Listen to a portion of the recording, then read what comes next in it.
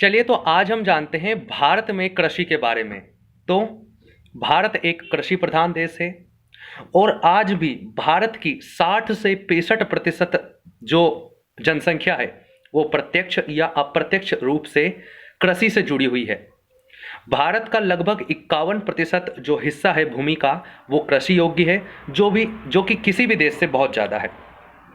वहीं अगर भारत को देखा जाए कि कितने कृषि जलवायु क्षेत्रों में बांटा गया है तो मोटे मोटे तौर पर 15 भागों में बांटा गया है, लेकिन भारत में कुल 127 छोटे छोटे कृषि जलवायु क्षेत्रों की पहचान की गई है। अब हम फसलों के प्रकार देख लेते हैं। तो फसलों को बोने और काटने के आधार पर फसलों को 3 भागों में बांटा गया है: खरीफ की फसलें, रबी की फसलें और जायद फसल। तो खरीफ की फसल क्या होती है? तो ऐसी फसल जिसको पकने के लिए पानी की आवश्यकता होती है और जिसे जून जुलाई में बोया जाता है और अक्टूबर नवंबर में काट लिया जाता है, ऐसी फसल को हम खरीफ की फसल कहते हैं। इसके एग्जाम्पल देख लेते हैं। तो खरीफ की फसल में जो खाने वाली फसलें बोई जाती हैं उनमें चावल, ज्वार, बाजरा और मक्का प्रमुख है। यानी कि ये ऐसी खरीफ की फसलें हैं जिनका हम खाने में प्रयोग करते हैं। कौन कौन सी? चावल, ज्वार, बाजरा, मक्का। वहीं खरीफ की ऐसी कौन सी फसलें हैं जिनका हम तेल निकालने में यानी तिलहन के रूप में करते हैं? तो तिलहनी फसलों में जो कि खरीफ की फसल के रूप में बोई जाती है यह है सोयाबीन, सूरजमुखी और मूंगफली। यानी सोयाबीन, सूरजमुखी और मूंगफली तिलहन फसलें हैं जो खरीफ के रूप में बोई जाती है। इसके अलावा कई नकदी फसलें भी हैं जो खरीफ की फसल के रूप में बोई जाती हैं। यह है कपास, जूट, गन्ना, तंबाकू। वहीं जो दालें होती है यानी जो तुअर है मुख्य रूप से वो खरीफ की फसल है। जो दूसरी प्रकार है फसलों का वो है रबी की फसलें। तो रबी की फसलें क्या होती हैं? तो रबी की फसलें ऐसी फसलें जिन्हें नवंबर दिसंबर में बोया जाता है और मार्च अप्रैल में काट लिया जाता है। इनको पकने के लिए गर्मी की बहुत ज़्यादा ज़रूरत होती है। इसके एग्जाम्पल अगर हम देखें तो गेहूं और जौ इसके सर्वप्रमुख एग्जाम्पल हैं, उदाहरण हैं। इसके अलावा चना हो गया, मटर हो गया, सरसों हो गया, अलसी हो गया, तीसी हो गया, मसूर की दाल हो गई। ये सारी चीज़ें जो हैं वो रबी की फसल के अंतर्गत आती हैं। और तीसरी और आखिरी जो हमारा प्रकार है फसलों का वो है जायद की फसलें। तो जायद की फसलों में तरबूजा, खरबूजा, ककड़ी, करेला और सब्जियां जो भी हैं वो इसके अंतर्गत आती हैं। इन्हें मार्च अप्रैल में बो दिया जाता है और जून में काट लिया जाता है। इसके अलावा एक और आधार है यानी कि फसल का उपयोग का आधार, कि हम फसल का उपयोग कहाँ पर करेंगे उसके आधार पर 2 भागों में बांटा गया है। एक है नकदी फसलें, कैश क्रॉप, और दूसरी है खाद्यान्न फसलें। नकदी फसल, तो नकदी फसल का मतलब ये है कि जिसका भंडारण करना संभव नहीं है, यानी हमें इसे ज़्यादा समय तक भंडारित करके नहीं रख सकते और इसका प्रयोग मुख्यतः खाद्यान्न फसल के रूप में नहीं होता है, यानी मुख्य खाद्यान्न के रूप में नहीं होता है, खाने के रूप में तो होता है। बहुत सारी फसलें हैं। तो इसके एग्जाम्पल कौन कौन से हैं? तो इसके एग्जाम्पल हो गए कपास हो गया, जूट हो गया, गन्ना हो गया, तंबाकू हो गया, चाय हो गया, कॉफ़ी हो गया। इसके अलावा जितने भी फल हैं, जितनी भी सब्जियां हैं और जितनी भी तिलहनी फसलें हैं ये सभी नकदी फसलों के अंतर्गत आती हैं। वहीं खाद्यान्न फसलें यानी कि जिनका मुख्य उपयोग हम खाने के रूप में करते हैं, जैसे गेहूं, चावल, ज्वार, बाजरा, मक्का, दालें, जौ, कोदो कुटकी, ये सारी चीज़ें खाद्यान्न फसलों के अंतर्गत आती हैं। इनका भंडारण किया जाना भी संभव है और नकदी फसलों का मुख्य उद्देश्य बोने का यही होता है कि इन्हें बेचकर पैसा कमाया जा सके, यानी कि व्यापारिक उपयोग के लिए बोई जाती हैं। अब हम भारत में एक एक राज्य को लेंगे और देखेंगे कि वो किस कृषि उत्पाद में या किस फसल के उत्पादन में प्रथम स्थान रखता है। तो सबसे पहले हम नॉर्थ से स्टार्ट करते हैं, उत्तर से, और उत्तर में पहला राज्य है जम्मू कश्मीर। तो जम्मू कश्मीर 3 कृषि उत्पादों में प्रथम स्थान रखता है। पहला है सेब, दूसरा है अखरोट और तीसरा है केसर। तो सेब, अखरोट और केसर के उत्पादन में जम्मू कश्मीर का पहला स्थान है। दूसरा जो हमारा स्टेट है वो है हिमाचल प्रदेश। तो हिमाचल प्रदेश नाशपाती फल के उत्पादन में पहला स्थान रखता है। अगला जो स्टेट है वो है उत्तर प्रदेश। तो उत्तर प्रदेश कई सारी फसलों के उत्पादन में पहला स्थान रखता है।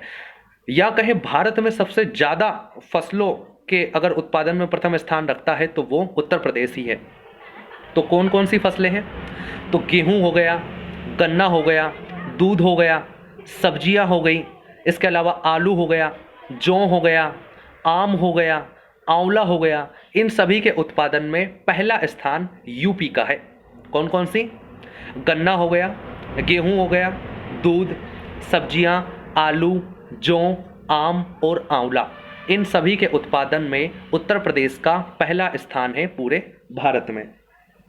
इसके अलावा दूसरा जो स्टेट है वो है बिहार। तो बिहार लीची फल के उत्पादन में पहला स्थान है। वहीं अगला जो स्टेट है वो है वेस्ट बंगाल। तो वेस्ट बंगाल मछली, धान और पटसन यानी जूट के उत्पादन में पहला स्थान है। तो वेस्ट बंगाल 3 फसलों के उत्पादन में पहला स्थान है, मछली, जूट और धान यानी चावल। अगला जो स्टेट है वो है आसाम। तो आसाम कटहल के उत्पादन में और चाय के उत्पादन में पहला स्थान रखता है। इसके बाद जो अगला स्टेट है वो है मेघालय। तो मेघालय अदरक के उत्पादन में पहला स्थान रखता है, यानी नॉर्थ ईस्ट में चाय बनाने के लिए जो 2 सबसे प्रमुख चीज होती है उनके उत्पादन में पहला स्थान है, यानी असम चाय पत्ती है और मेघालय अदरक के उत्पादन में पहला स्थान रखता है। अगला स्टेट है हमारा आंध्र प्रदेश। तो आंध्र प्रदेश ओवरऑल फलों के उत्पादन में पहला स्थान रखता है। इसके अलावा तंबाकू के उत्पादन में, वहीं लाल मिर्च और पीली हल्दी, वैसे हल्दी पीली होती है, तो लाल मिर्च और हल्दी के उत्पादन में पहला स्थान रखता है आंध्र प्रदेश। अगला जो स्टेट है वो है तमिलनाडु। तो तमिलनाडु लौंग के उत्पादन में और केले के उत्पादन में वर्तमान में पहला स्थान रखता है।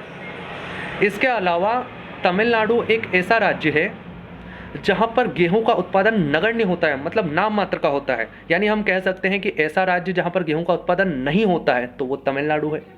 इसके अलावा दक्षिण भारत में चाय का उत्पादन भी सबसे ज्यादा तमिलनाडु में ही होता है। अगला स्टेट है केरल। तो केरल नारियल के उत्पादन में, रबर के उत्पादन में, काली मिर्च के उत्पादन में, काजू के उत्पादन में और इलायची के उत्पादन में पहला स्थान रखता है। कौन कौन से? नारियल, रबर, काली मिर्च, काजू और इलायची के उत्पादन में पहला स्थान रखता है। कार्डमम और इलायची की पहाड़ियाँ कहाँ पर है? केरल और तमिलनाडु की बॉर्डर पर, इसलिए इलायचियाँ सबसे ज़्यादा कहाँ होगी? केरल में। इसके अलावा नीलगिरी की पहाड़ियाँ किसके लिए प्रसिद्ध है? कॉफ़ी के उत्पादन के लिए नीलगिरी की पहाड़ियाँ प्रसिद्ध हैं। अगला स्टेट है कर्नाटक। तो कर्नाटक मोटे अनाज जैसे ज्वार हो गया, मक्का हो गया, इनके उत्पादन में प्रथम स्थान है। साथ ही साथ कॉफ़ी के उत्पादन में, सूरजमुखी के उत्पादन में और रेशम के उत्पादन में भारत में पहला स्थान रखता है कर्नाटक। अगला स्टेट है हमारा महाराष्ट्र। तो महाराष्ट्र प्याज के उत्पादन में, अंगूर के उत्पादन में पहला स्थान रखता है। महाराष्ट्र में 3 शहर हैं जो किसी ना किसी फल के उत्पादन के लिए प्रसिद्ध हैं, जैसे नागपुर, तो नागपुर संतरे के लिए प्रसिद्ध है, भूसावल केले के लिए प्रसिद्ध है, वहीं जो नासिक होता है वो प्याज और अंगूर के लिए प्रसिद्ध है। तो महाराष्ट्र किन किन चीज़ों में? प्याज, अंगूर और अनार के उत्पादन में पहला स्थान रखता है भारत में। अगला स्टेट है गुजरात। तो गुजरात कपास और मूंगफली के उत्पादन में पहला स्थान रखता है। अगला स्टेट है अगला स्टेट है राजस्थान। तो राजस्थान जीरा, सरसों और बाजरा 3 फसलों के उत्पादन में पहला स्थान रखता है। कौन कौन से? जीरा, सरसों और बाजरा। कहावत प्रसिद्ध है, ऊंट के मुंह में जीरा। तो ऊंट कहाँ? राजस्थान। तो जीरा कहाँ? राजस्थान। इसके अलावा मध्य प्रदेश बचता है। तो मध्य प्रदेश तिलहनों के उत्पादन में, दलहनों के उत्पादन में, सोयाबीन के उत्पादन में और अमरूद के उत्पादन में पहला स्थान रखता है मध्य प्रदेश। तो यहाँ पर लगभग सारी चीज़ें कवर होती हैं। इसके अलावा अब हम देख लेते हैं कि कुछ राज्यों को उपनाम दे रखा है। जैसे उत्तर प्रदेश को भारत का चीनी का कटोरा कहा जाता है। क्यों? क्योंकि सबसे ज़्यादा गन्ना का उत्पादन यहाँ पर होता है। लेकिन चीनी का उत्पादन सबसे ज़्यादा उत्तर प्रदेश में नहीं होता है। चीनी का उत्पादन सबसे ज़्यादा महाराष्ट्र में होता है, क्योंकि फैक्ट्रियाँ वहाँ पर हैं।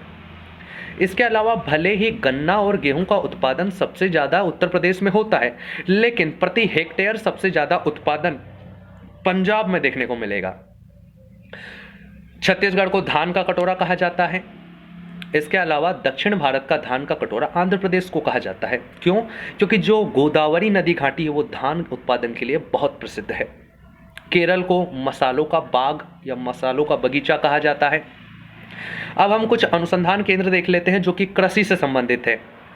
तो हरियाणा के करनाल में गेहूं और जौ अनुसंधान केंद्र है। इसके साथ ही दूध अनुसंधान केंद्र भी हमें करनाल हरियाणा में ही मिलेगा। उत्तर प्रदेश के कानपुर में दलहन अनुसंधान केंद्र है। वहीं तंबाकू अनुसंधान केंद्र हमें राजमुंदरी आंध्र प्रदेश में मिलेगा। वहीं धान या चावल अनुसंधान केंद्र भारत में कटक ओडिशा में देखने को मिलेगा। अब हम उन फसलों के नाम देख लेते हैं जो भारत विश्व में प्रथम स्थान रखता है उनके उत्पादन में। तो पहली जो फसल है वो है चाय, दूसरी है कपास, तीसरी है केला, चौथी है दूध और पांचवी है मसाले। इनको याद रखने का बहुत ही आसान तरीका है कि हर एक दिशा में जिस दिशा में भारत में वो फसल प्रसिद्ध है यानी वहाँ पर सबसे ज़्यादा होती है उसके उत्पादन में भारत पहले स्थान पर है। जैसे अगर ईस्ट साइड देखा जाए तो भारत में ईस्ट और नॉर्थ ईस्ट साइड में चाय प्रसिद्ध है, चाय सबसे ज़्यादा होती है और इसके उत्पादन में भारत विश्व में प्रथम स्थान है। वहीं वेस्ट साइड देखा जाए यानी गुजरात और महाराष्ट्र क्षेत्र में तो यहाँ पर सबसे ज़्यादा कपास होता है, तो कपास प्रसिद्ध है यानी कि भारत कपास के उत्पादन में विश्व में प्रथम स्थान पर है। वहीं अगर दक्षिण भारत देखा जाए यानी साउथ डायरेक्शन में देखा जाए तो यहाँ पर केरल मसालों के लिए प्रसिद्ध है, तो मसालों के उत्पादन में भी भारत प्रथम स्थान पर है। साथ ही तमिलनाडु केले के लिए प्रसिद्ध है, तो केले के उत्पादन में भी भारत प्रथम स्थान पर है। वहीं नॉर्थ में अगर देखा जाए तो नॉर्थ में उत्तर प्रदेश में दूध सबसे ज़्यादा होता है, तो दूध उत्पादन में भी भारत का विश्व में प्रथम स्थान है। यानी कि चारों दिशाओं में जो फसल भारत में प्रसिद्ध है उसके उत्पादन में भारत प्रथम स्थान पर है। तो ईस्ट में चाय, वेस्ट में कपास, साउथ में केले और मसाले और नॉर्थ में दूध, इन पांचों फसलों के उत्पादन में भारत विश्व में पहला स्थान रखता है। वहीं कुछ फसलें हैं जिनमें भारत का दूसरा स्थान है, वे कौन कौन सी हैं? तो ये हैं आलू, गन्ना, चावल, तंबाकू, फल और सब्जियां। तो इन सभी के उत्पादन में भारत दूसरा स्थान रखता है। कौन कौन से? आलू, गन्ना, चावल, तंबाकू, फल और सब्जियां, इन सभी के उत्पादन में दूसरा स्थान रखता है। खास बात यह है कि जहां जहां भारत का पहला स्थान है फसल उत्पादन में, वहां पर चीन का दूसरा स्थान है। वहीं जहां जहां भारत का दूसरा स्थान है वहां पर चीन का पहला स्थान है। बस एक अपवाद है गन्ना, तो गन्ना के उत्पादन में भारत का दूसरा स्थान है लेकिन पहला स्थान ब्राज़ील का है। इसके अलावा कुछ और फसलें देख लेते हैं जिनमें कुछ और देश प्रथम स्थान रखते हैं। जैसे सोयाबीन, मक्का और तिलहनों के उत्पादन में यूएसए यानी अमेरिका पहला स्थान रखता है। इसके अलावा रबर के उत्पादन में थाईलैंड, कॉफ़ी के उत्पादन में ब्राज़ील पहले स्थान पर है। अब हम कुछ क्रांतियां देख लेते हैं और कौन सी क्रांति किस फसल या किस क्षेत्र के उत्पादन से संबंधित है। तो सबसे फेमस जो क्रांति है वो है हरित क्रांति। तो हरित क्रांति की शुरुआत भारत में 1966-67 में हुई थी। विश्व में इसके जनक नॉर्मन बोरलॉग हैं, वहीं भारत में इसके जनक एमएस स्वामीनाथन है। तो ये किससे संबंधित है? कृषि उत्पाद से संबंधित है। तो कुछ और क्रांतियां देख लेते हैं वो किससे संबंधित है। जैसे दूसरी है श्वेत क्रांति। तो श्वेत क्रांति का संबंध है दूध उत्पादन से। भारत में श्वेत क्रांति के जो जनक है वो है वर्गीस कुरियन और दूध उत्पादन के लिए भारत में ऑपरेशन फ्लड भी चलाया गया था। इसके अलावा नीली क्रांति मछलियों के उत्पादन से संबंधित है। अगली है गुलाबी क्रांति। तो गुलाबी क्रांति झींगा मछली के उत्पादन से संबंधित है। अगली है पीली क्रांति। तो पीली क्रांति जो सूरजमुखी है और जितनी भी तिलहनी फसलें हैं उनके उत्पादन से संबंधित है। अगली है लाल क्रांति। तो लाल क्रांति मांस और मटर के उत्पादन से संबंधित है। अगली है गोल क्रांति। तो गोल क्रांति आलू के उत्पादन से संबंधित है, आलू गोल। अगली है रजत क्रांति यानी सिल्वर रिवॉल्यूशन। तो ये अंडे के उत्पादन से संबंधित है। अगली है सुनहरी या स्वर्ण क्रांति। तो फलों के उत्पादन से संबंधित है। अगली है भूरी क्रांति। तो भूरी क्रांति का संबंध जो उर्वरक होते हैं उनके उत्पादन से संबंधित है। अगली है कृष्ण क्रांति यानी कि ब्लैक रिवॉल्यूशन। तो जो खनिज तेल है उसके उत्पादन से संबंधित है। अगली है अमृत क्रांति, तो भारत में नदियों को जोड़ने से संबंधित जो क्रांति है वो है अमृत क्रांति। अगली है इंद्रधनुष क्रांति, तो कृषि के समग्र विकास के लिए जो शुरू की गई है वो इंद्रधनुष क्रांति को शुरुआत किया गया है। अब हम कुछ शब्दावलियां देख लेते हैं, यानी किस चीज के उत्पादन को विज्ञान में क्या कहा जाता है। तो पहला है विटिकल्चर। तो विटिकल्चर क्या होता है? अंगूर उत्पादन को विटिकल्चर कहा जाता है। अगला है पीसी कल्चर, तो मछलियों के उत्पादन को पीसी कल्चर कहा जाता है। अगला है सेरीकल्चर, तो रेशम के उत्पादन को सेरीकल्चर कहा जाता है। अगला है हॉर्टिकल्चर, तो फलों के उत्पादन को हॉर्टिकल्चर कहा जाता है। अगला है एपीकल्चर, तो मधुमक्खी पालन या शहद उत्पादन को एपीकल्चर कहा जाता है। अगला है फ्लोरिकल्चर, तो फूलों के उत्पादन को फ्लोरिकल्चर कहा जाता है। अगला है सिल्वीकल्चर, तो वनों के संवर्धन को सिल्वीकल्चर कहा जाता है। अगला है वर्मीकल्चर, तो केंचुओं के उत्पादन को या संवर्धन को वर्मीकल्चर कहा जाता है। अगला है एरोपोनिक्स, यानी कि हवा में पौधों का उगाना एरोपोनिक्स कहलाता है। और एक और होता है हाइड्रोपोनिक्स, इसका मतलब यह है कि मृदा विहीन कृषि, यानी कि जहां पर बिना मिट्टी के खेती की जाए उसे हाइड्रोपोनिक्स कहा जाता है। एक और होता है पोमोलॉजी, यानी कि फलों के अध्ययन को पोमोलॉजी कहा जाता है। अब हम एक और चीज देख लेते हैं, यानी कि किस फसल का उत्पत्ति स्थान या जन्म स्थान कहां पर है, यानी वो सबसे पहले कहां पर आई थी। तो भारत 3 फसलों का जन्म स्थान है। कौन कौन सी? ज्वार है, कपास है और गन्ना। तो ज्वार, कपास और गन्ना भारत में ही उत्पत्ति हुई थी इनकी, और भारत ही इनका जन्म स्थान है। इसके अलावा जो चावल है वो इंडो चीन वाला एरिया है, यहाँ पर देखा गया था। रबर ब्राज़ील में देखा गया था। कॉफ़ी अफ्रीका में देखा गया था। वहीं मध्य अमेरिका में जो गेहूं हो गया और मक्का हो गया, ये मध्य अमेरिका यानी कि मेक्सिको और जो अमेरिका वाला क्षेत्र है, यहाँ पर इनकी उत्पत्ति हुई थी। तो यहाँ पर लगभग कृषि से संबंधित सारी चीज़ें समाप्त होती है। धन्यवाद।